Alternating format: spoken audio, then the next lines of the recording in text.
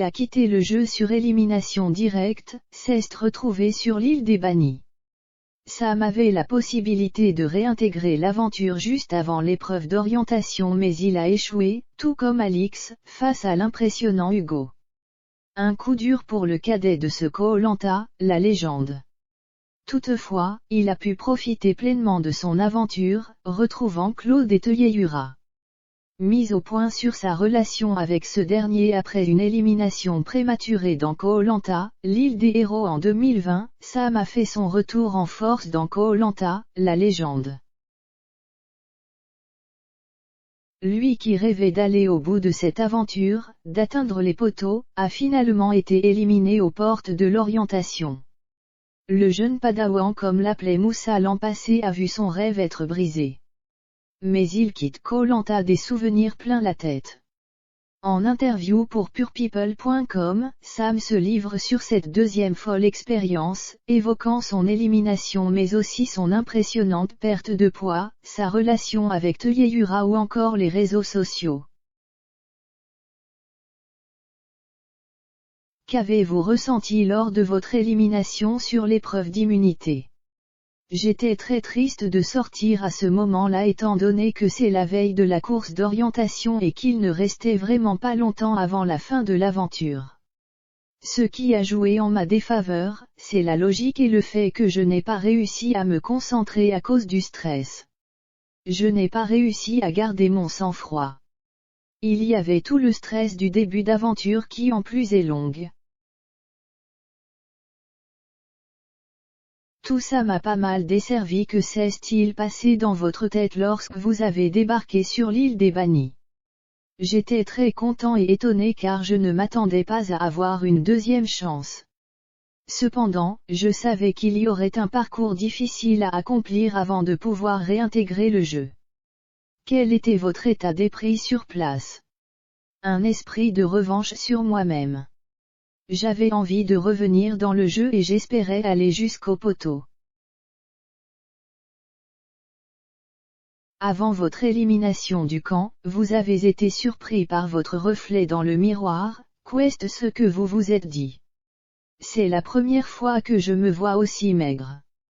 C'est vrai que tous les autres aventurières et aventuriers étaient déjà allés presque jusqu'à la fin du jeu lors de leurs précédentes aventures.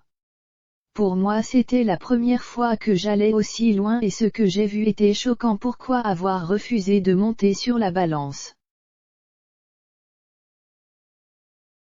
C'était pour ne pas me mettre un coup au moral. Il ne restait pas beaucoup de jours d'aventure et je trouvais ça dommage de toucher au moral et de lui faire un petit peu de mal alors qu'il fallait rester concentré. C'était pour ne pas être déstabilisé encore plus lors de cette deuxième saison de Koh-Lanta. Vous semblez plus à l'aise socialement et moins à l'aise sur les épreuves. Comment l'expliquez-vous? Face à moi j'avais des aventurières et aventuriers aguerris et ils ont su me mettre à l'aise. Ils étaient tout plus âgés que moi. Pour certains j'étais un peu comme le petit frère, voire même l'enfant. Je me suis entendu avec tout le monde, vraiment, et je suis content de ça. C'est quelque part une fierté car je ne me suis embrouillé avec personne. En ce qui concerne les épreuves, le niveau était beaucoup plus élevé que la dernière fois et je me sentais fatigué. Tout était plus dur, déjà au niveau de la survie j'ai souffert du manque de nourriture, comme tout le monde, mais moi ça m'a particulièrement atteint. Il faut aussi savoir que toutes les épreuves avaient une difficulté supplémentaire étant donné que c'était les 20 ans de Koh-Lanta. Avez-vous eu du mal à vous imposer face aux anciens? Non. Si on prend l'exemple de la construction du radeau et le fait que je ne me suis pas imposé face à Claude, c'est parce que j'ai 20 ans, il a 40 ans, il a plus d'expérience que moi.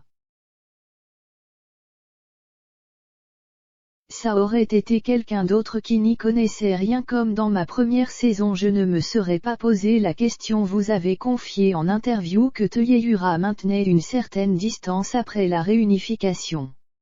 D'après vous, pourquoi? Je n'ai pas vraiment dit cela, ça a été amplifié par les médias. Je vais être très clair. J'ai passé tout mon début d'aventure avec Claude étant donné que j'étais dans son équipe. J'ai retrouvé Teyura à la réunification mais il est parti très vite. Quand je dis qu'il maintenait une certaine distance c'est parce qu'on ne s'est pas côtoyé longtemps et qu'il est parti très vite sur les réseaux sociaux, certains menacent des candidats de mort et les insultent. Que pensez-vous de ça? Je trouve que c'est nul d'insulter et menacer car ça reste un jeu. Quand l'émission se termine, il faut vraiment que les téléspectateurs sortent de l'aventure. C'est une émission qui est faite pour divertir, ce n'est pas quelque chose de réel. Koh-Lanta est un jeu. À l'inverse, certains reçoivent des déclarations d'amour. Est-ce votre cas? Bonne question, il rit. Non, enfin peut-être de la part de gens anonymes. Il y a plein de gens qui vous disent qu'ils vous aiment ou que vous êtes quelqu'un de bien mais sinon non qu'auriez-vous fait avec les 100 000 € si vous aviez gagné? Je suis parti dans cette aventure pour gagner les poteaux. Aucun aventurier ne pense aux 100 000 € avant d'arriver au poteau car on est vraiment dans l'instant présent. Je pense que je les aurais mis de côté et qu'ils seraient restés bien au chaud pendant un moment parmi les 3 finalistes, qui va, d'après vous, remporter ce Koh-Lanta, la légende. J'ai une préférence mais je préfère la garder pour moi parce que le dépouillement n'a pas encore eu lieu, ça laissera un peu de suspense.